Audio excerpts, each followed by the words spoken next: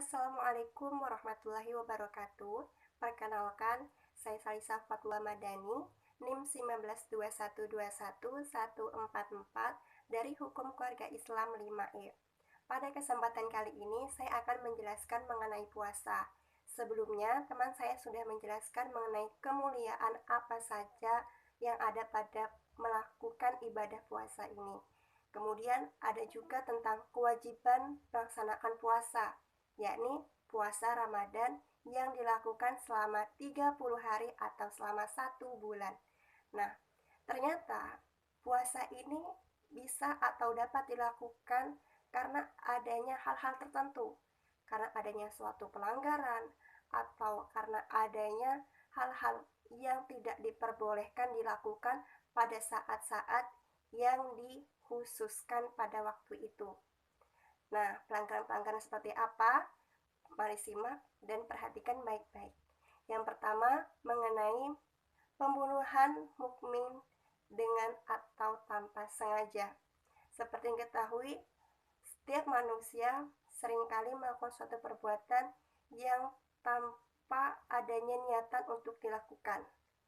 Misalnya saja ketika kita melatih belajar memanah, ketika anak panah sudah melesat dan tidak sengaja mengenai seseorang. Ternyata orang yang kita jumpai ini sampai meninggal. Lalu bagaimana hukumnya?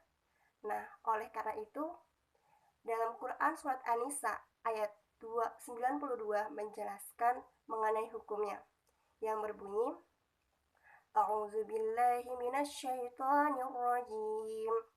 Bismillahirrahmanirrahim. وما كان لمؤمن أن يقتل مؤمنا إلا خطأ ومن قتل مؤمنا خطأ فتحرير رقبة مؤمنة ودية مسلمة إلى أهله إلا أن يصدقوا فإن كان من قوم عدو لكم وهو مؤمن فتحرير رقبة مؤمنة وإن كان من قوم بينكم وبينهم ميثاق فدية مسلمة إلى أهله وتحرير رقبة مؤمنة فمن لم يجد وصيام شهرين متتابعين توبة من الله وكان الله عليما حكيما, yang artinya, dan tidak layak bagi seorang mukmin membunuh seorang mukmin yang lainnya kecuali karena tersalah atau tidak sengaja. Dan barang siapa membunuh seorang mukmin karena tersalah, hendaklah ia memerdekakan seorang hamba sahaya yang beriman serta membayar diat yang diserahkan kepada keluarganya si terbunuh itu, kecuali jika mereka atau keluarga terbunuh bersedekah.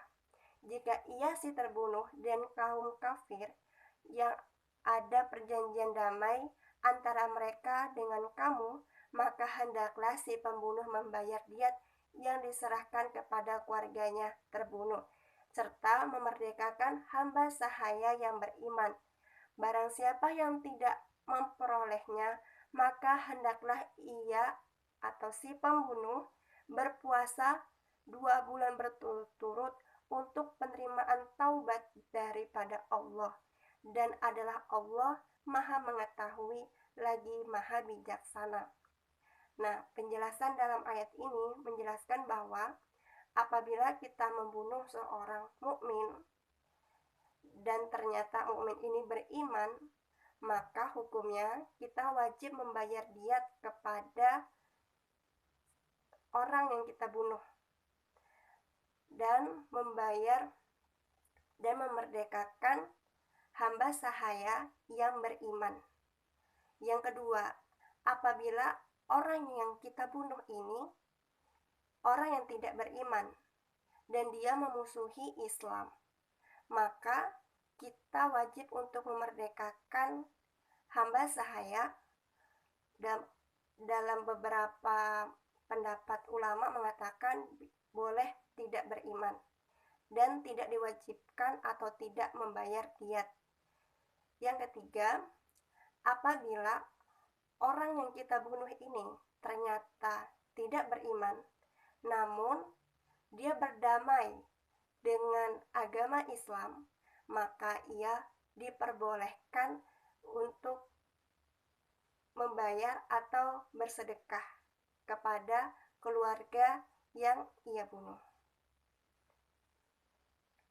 Namun di sini dalam artian apabila kita tidak mampu untuk melakukan kedua hal itu, maka kita dapat melakukan puasa selama 2 bulan berturut-turut. Pada zaman sekarang, untuk memerdekakan seorang budak atau hamba sahaya sudah tidak dibenarkan lagi. Oleh karenanya, beberapa ulama mengatakan puasa selama 2 bulan berturut-turut merupakan pengganti dari adanya memerdekakan seorang budak. Selain itu, ada salah satu riwayat hadis yang artinya bahwasanya Rasulullah SAW telah mewajibkan diat itu sebanyak 100 ekor unta kepada orang yang memiliki unta dan 200 ekor sapi kepada yang memiliki sapi dan 2.000 ekor kambing kepada yang memiliki kambing dan 200 perhiasan kepada yang memiliki perhiasan. Hadis ini diriwayatkan oleh Abu Daud. Selanjutnya yang kedua, apabila kita mengucapkan sumpah tanpa sengaja atau kita mengucapkan sumpah secara spontanitas tanpa adanya niatan dengan arti yang sebenar-benarnya. Misalnya seperti ini. Aku bersumpah demi nama ibuku, nama ayahku, nama nenekku, atau orang-orang yang menurut kita penting dalam hidup kita mengatasnamakan orang tersebut. Namun, dalam pengucapan sumpah ini, kita tidak bermaksud atau membenarkan dalam artian sebenar-benarnya bahwa kita bersumpah seperti itu. Dalam Quran Surah Al-Ma'idah dijelaskan pada ayat ke-89 yang artinya Allah tidak menghukum kamu disebabkan sumpah-sumpahmu yang tidak dimaksud untuk bersumpah, tetapi Dia menghukum kamu disebabkan sumpah-sumpah yang kamu sengaja.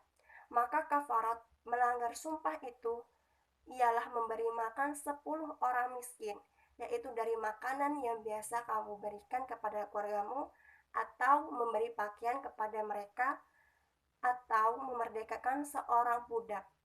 Barang siapa yang tidak sanggup melakukan yang demikian, maka kafaratnya puasa selama 3 hari.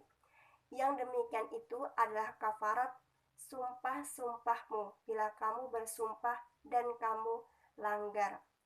Dan jagalah sumpahmu, demikian Allah menerangkan kepadamu hukum-hukumnya agar kamu bersyukur kepadanya. Dalam ayat ini dijelaskan bahwa apabila kita mengucapkan sumpah dengan tidak sengaja, maka hukumnya kita dapat memberi makan 10 orang miskin atau memberikan pakaian kita yang layak.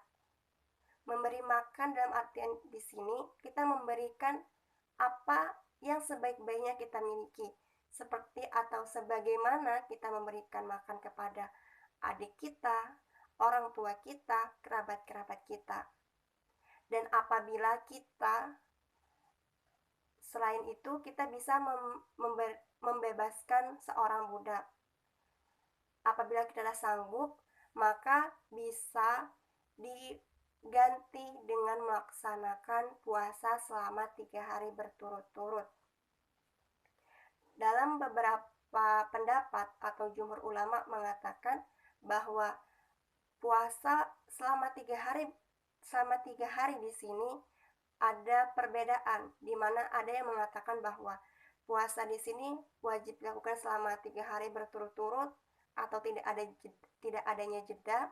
Yang kedua, boleh dilaksanakan asalkan 3 kali, boleh ada selang-selingnya. Yang ketiga, mengenai membunuh hewan buruan ketika melaksanakan ihram pada saat melakukan haji ataupun umroh. Hal ini dijelaskan dalam surat Al-Maidah ayat 95 yang artinya, "Hai orang-orang yang beriman, janganlah kamu membunuh binatang buruan ketika kamu sedang ihram. Barang siapa di antara kamu membunuhnya dengan sengaja, maka dendanya ialah mengganti dengan binatang ternak seimbang dengan buruan yang dibunuhnya. Menurut putusan 2 orang yang adil di antara kamu sebagai hadyat yang dibawa sampai Ka'bah, atau dendanya membayar kafarat dengan memberi makan orang-orang miskin, atau berpuasa seimbang dengan makanan yang dikeluarkan itu, supaya dia merasakan akibat buruk dari perbuatannya. Allah telah memaafkan apa yang telah lalu, dan barang siapa yang kembali mengerjakannya, Allah Maha Kuasa lagi mempunyai kekuasaan untuk menyiksa." Ketika kita melaksanakan ihram, kita dilarang untuk memburu hewan buruan. Hewan buruan di sini seperti hewan-hewan yang layak atau baik untuk dikonsumsi. Hal ini tidak termasuk hewan-hewan yang tidak diperbolehkan atau hewan-hewan yang diharamkan, seperti hewan ular, kalajengking, burung elang, dan lain sebagainya. Nah, untuk penggantian terhadap hewan buruan dapat dilakukan dengan mengganti hewan yang nilainya sama dengan hewan buruan. Misalnya ketika kita memburu seekor rusa, kemudian kita harus menggantinya dengan 3 ekor kambing yang saat itu nilainya sama dengan 1 ekor rusa. Selain itu, kita juga dapat membebaskan budak. Kalau tidak bisa, kita juga dapat melakukan puasa. Puasa di sini kita lakukan sesuai dengan jumlah atau nilai hewan buruan yang dilakukan. Dalam artian, ketika kita puasa, ada porsi makan tertentu dalam sehari kita konsumsi. Misalnya saja kita konsumsi sehari bisa 3 kali, yang nilainya misalnya 20.000 atau 50.000, kita jumlahkan sampai nilainya sama dengan hewan buruan yang kita bunuh. Dari kesimpulan di sini dapat disimpulkan bahwa puasa sendiri dapat dimaknai dengan bahwa puasa tidak hanya terlihat atau tampak secara fisik, tapi memiliki makna yang lebih dalam lagi, di mana puasa ini sebagai pembelajaran bagi kita untuk selalu menjaga nilai-nilai yang baik dalam diri kita sebagai seorang muslim. Demikian yang dapat saya sampaikan. Wassalamualaikum warahmatullahi wabarakatuh.